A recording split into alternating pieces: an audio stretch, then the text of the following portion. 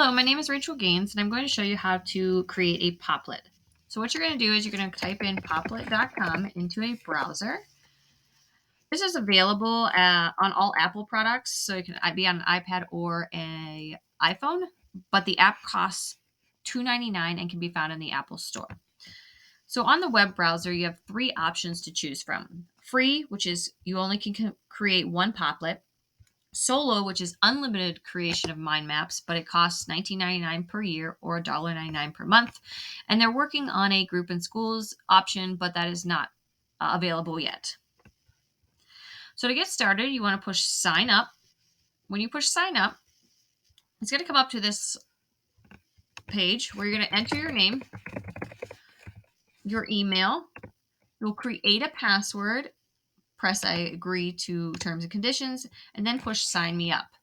But we're going to head back and just click log in because I've created a account already, and I'm going to enter my information and sign in. When you get to this page, you're going to create new Popplet. What typically pops up is a box that asks you to name your Popplet and choose your background board color. So because I've already created a board, I'm going to click on that. When you've created your board, it'll come up that looks like this. To create your first Popple, to start your mapping, you're going to double click the screen and this little box will pop up. You can change the sizes with these arrows at the corner. You can delete the Popple with these X here. You can branch off and add additional Popples with the little circles. You can go in any direction. You also have a few other options. You can change the color. If you click on this little circle, you can change the color of the Popple. You can type in the Popple and change the size and alignment to your liking. You can draw in your Popple, or you can upload videos, pictures, URLs, and things like that that you want your students to view during their creation of a Popplet. So as you're doing this in mapping, let's say stress is your main topic. You can add stress-related illnesses, symptoms of stress, and various other components that relate to stress. You can also zoom in and out using this little zoom tool. So in and out to see each Popple as you create your Popplet.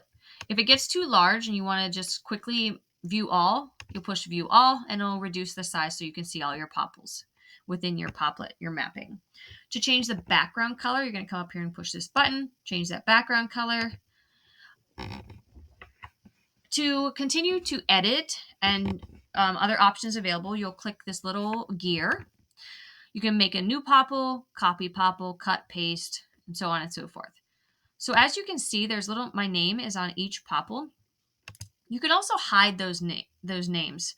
This would be useful if you're presenting a student's Popple and you don't want the other students to know who created it. So you can hide it and they disappear.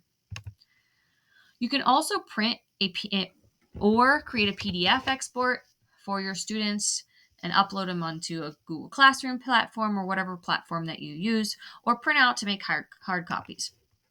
If you want students to collaborate in making the Popplet, you can have them push share.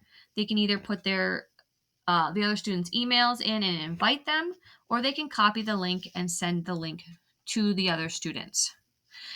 So the name badges are kind of useful if you want to see which parts each student worked on in collaboration as a group.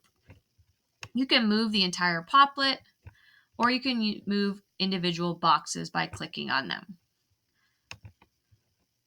So this is what I would do mainly and to use in classroom is I would either one of two things.